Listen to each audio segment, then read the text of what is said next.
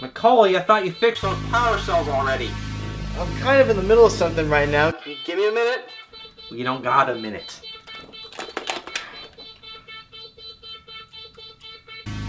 Brian, are you there? We gotta go. I need you down here. Back in place, come on. Brian? Oh, come on. Get back into place. Brian, you read me? I need you on the double. Yeah, Macaulay, I'm coming. I'm coming. Oh. Get down here now. I'm coming, man. These glass eyes, dude. Son of a bitch.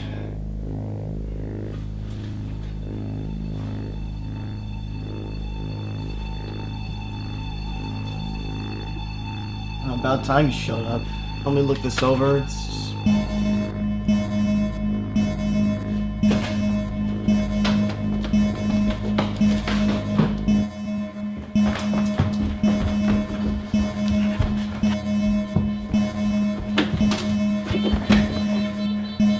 Our audio-visual scanners picked up a reading.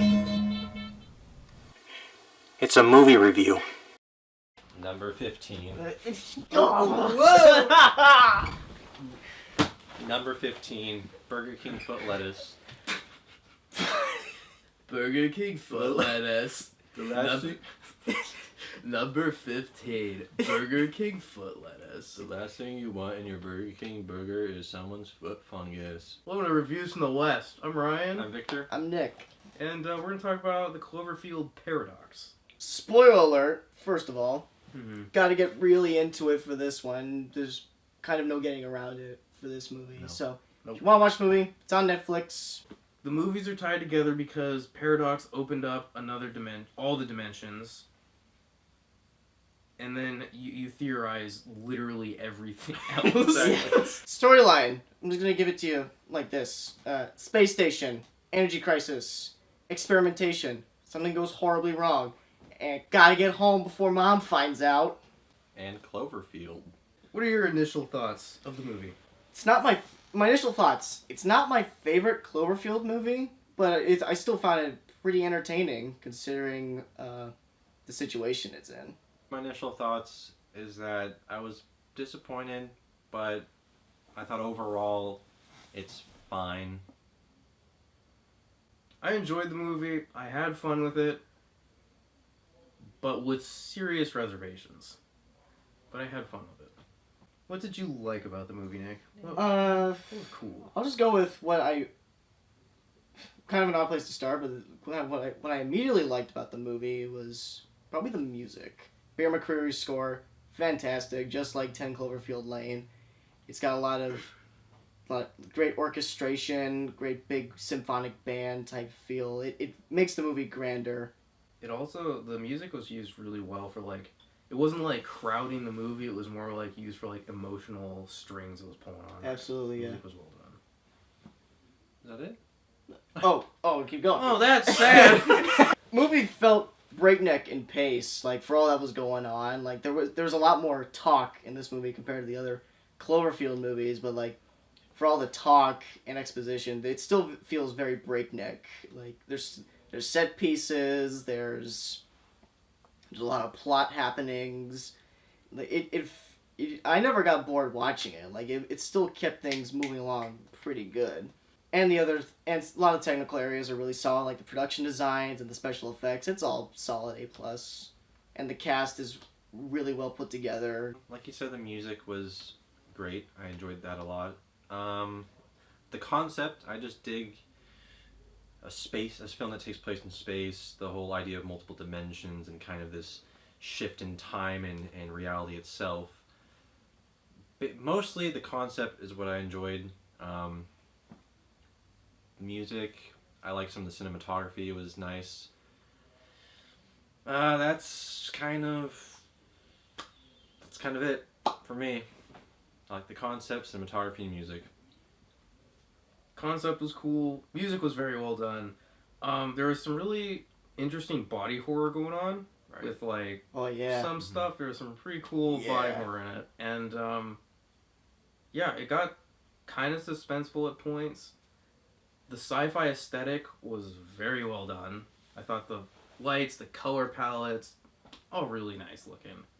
And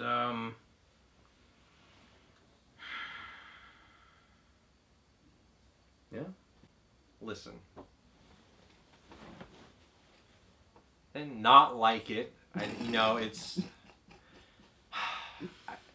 I think as a space thriller type film, a sci-fi film, it's fine. It's not great. I think there's some good ideas, and like these guys said, production design is good, concept was good, but when you're dealing with a film that's supposed to take place in the Cloverfield universe, I just thought it just felt kind of cheap. I mean, if you were to take out all the Cloverfield stuff and just have this film about, trying to discover this unlimited power plot thing and kind of leave it at that and deal with multiple dimensions and all that, it would be fine. But when you add all this Cloverfield stuff to try to tie it in, it just felt like it wasn't very clear. It was kind of muddy in its execution, which made it all the more disappointing. I mean, if they would have just not added that stuff in it, fine. But when you add the Cloverfield name to it, you kind of set yourself at like a standard, kind of like a bar that people expect it to meet. When it doesn't meet that, I don't know, just was pretty bummed at the end. And the things I didn't like about it, to sum it up short, the third act, I didn't like any of it. Exactly. That was what I thought about the third act. It was, oof. Let's see. It's about to get ugly, guys, so buckle up. Act 3 stunk.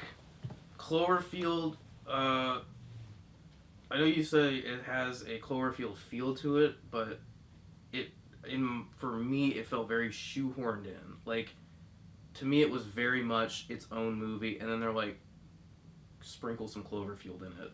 Super cliched characters.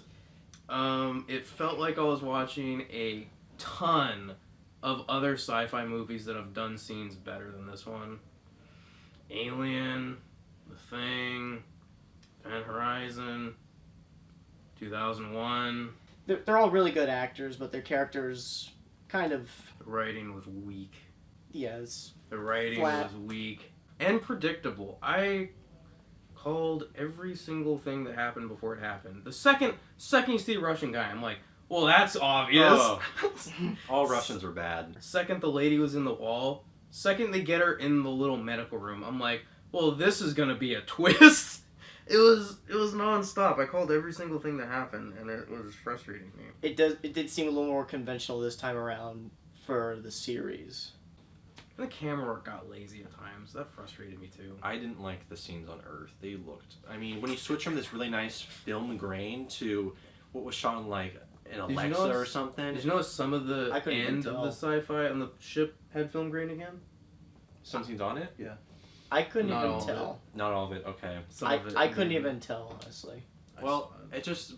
I mean, I get there's just different feels on two different, types of settings, but it just... the difference in quality just stood out to me and just made it feel even more cheap to me.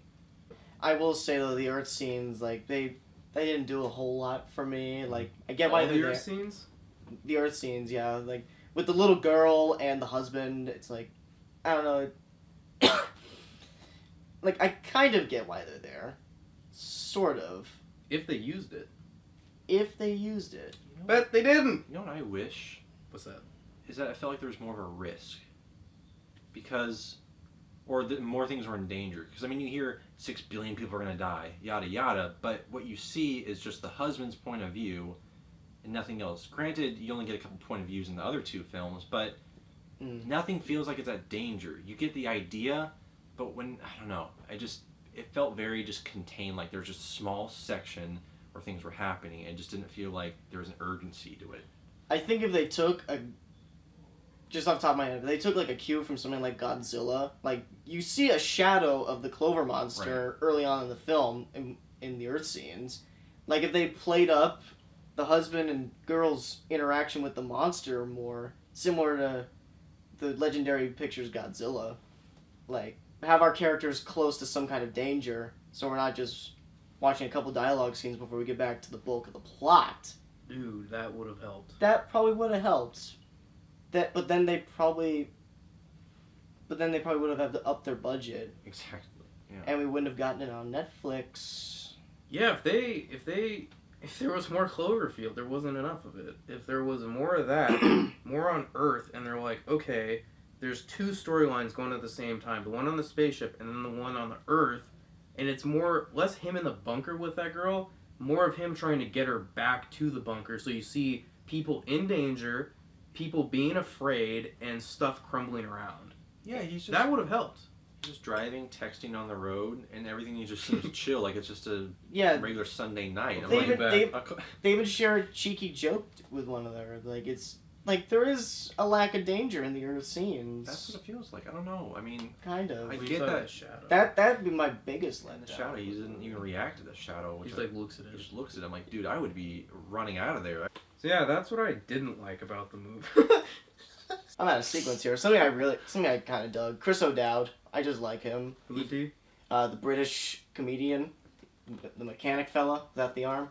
He was funny. Chris O'Dowd. He's a great actor. He delivers some good jokes. The sound design was pretty good. Sound design is great. Like, it got me amped up for no reason because nothing ever happened, but the woman screaming in the wall, the kid screaming in the building, Yes. and the arm dragging across the grated floor, Oh. it all sounded like creatures. It really. And I got amped up for nothing. But it was still good. The sound design was still good. Good yeah. until you learn, then you're like, And the few set pieces and the special effects are really good too. Like it feels appropriately thrilling, and also I kind of liked how it approached. I kind of like how it approached violence in this movie. Kind of like the olden days when they teetered on PG and R. It was kind of that feel for me a little bit. Did or the something. colors change on the football jerseys, on the foosball jerseys? I think they did. there were yellows in there too, and there were not. It was blue and red at the start. and then flip yellow. Surprise. It's there's a lot of yellow. weird, cool things like that, Doug. The whole like Yeah, weird kind of dimension. Yeah, changing you things do that happen. You do feel the dimensional happenings going on in the movie, and that got me a little excited. Like Did play well with paranoia. yes. That was cool. She's like, you know me. It's like, no, I've never Yeah. seen you. Well, Even- why is she here? Even with some of the predictable writing and plot elements, like the feeling of paranoia from this situation, it's pretty good. I dug it. Did have some good intrigue near the beginning. Yeah. Yes. And then it fell apart for me at the third act. I think it's the intrigue about it is really kind of what brought me in, just because it's just a mysterious film with all this happening. And like the past two films, you don't know exactly what's going on. They kind of hint at things, but like you said, once it gets to that climatic point or when the conflict really happens between the characters, it just felt just a little bit too cliched. I just wish that it was handled a bit more sly and just not as predictable as it was. Okay. As much as I love interdimensional stuff, if it was a standalone movie, I would have like been cheering it on. Like, what is Probably, this yeah. crazy interdimensional stuff? Yep. But now I have an explanation for Clover. That Like a irritates solid definition. that irritates the crap out of me. I did not want to know where he came from, and that means that it's not an alien invasion in 10 Cloverfield Lane. It's interdimensional beings. That irritates the crap out of me too. Or it could be aliens that have not discovered interdimensional travel and they've come from many light years away to invade the Earth. So how? But they're trying to tie it together with the paradox theory. Because they're saying this is what started it all. So See what I mean? I know. It's poopy. It's tough to wrap your head around if you want to like the movie like I'm doing. Yeah, once I really like sat down and was like, okay, the movies are tied together based on, honestly don't know. So, Dimensions. That's But I mean, then you could say like The Dark Knight Rises is a different dimension of Sicario. well, that'd be an interesting. but- That's lazy writing. See, that's what I'm just kind of confused about. Honestly, that's how I kind of thought of this series. Like, it has to be different dimensions. So how did the alien even get there? How did Clover even get there? Is it because Clover? this tear in Well, remember what reality happened? I think his name was Monk. Remember what he said about demons and monsters? Yeah, Yes. or that Yes. author on the news Oh, yeah. broadcasts that part of the movie. Talk about this dimensional In your face. TG Just, exposition. this dimensional experiment opening up, letting things in like monsters and aliens and demons and whatnot. So. Yeah, so like the way I see it is once the dimensions were split, it brought things from other dimensions to Earth and just like plopped them down. Right. Like the lady in the wall, she was just plopped in Yeah. there. So Clover is from another dimension, plopped into Earth, and there he is. That's it. And he's also in other Earths in different dimensions too. Yeah, but in different ways, which means that he has no earthly origin, which would be cool if you're an alien, but he has an ecosystem in another dimension that we don't know about. No, what if he was plopped from another? Well, he was plopped from an Earth ecosystem in another dimension, and he was brought to the one we know in the first movie. Then why don't we just go to that dimension? Sounds more interesting. And people say time travel is hard to figure out. This is time travel because the next one's World War II. I could shriek, dude. Honestly, they shouldn't even try to explain it. They should have just left it the 2 movies and then done something else, kind of like the second one, and not even try to explain it. Because at this point, it's just more questions. It's more frustrating than it was. Because it's like the answer's kind of there. Mm-hmm. I mean, there's obviously a connection with it, but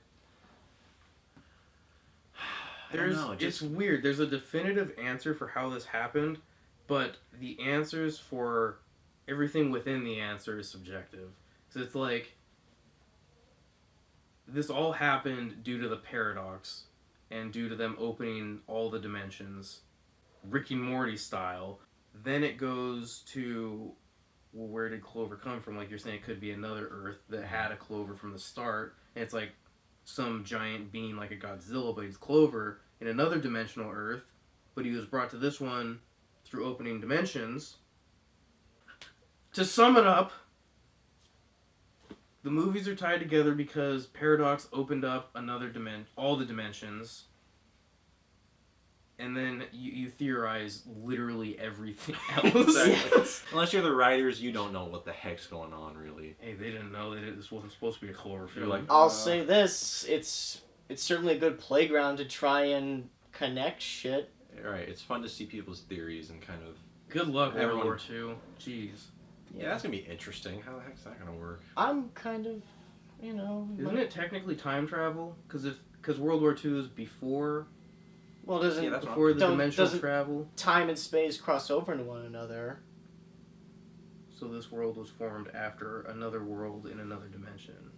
I mean, So the supernatural stuff is not supernatural but interdimensional, I based on time mean- travel, because their space travel happened Well, you after know- World War II, but it happened before at the same time. when you put it like that.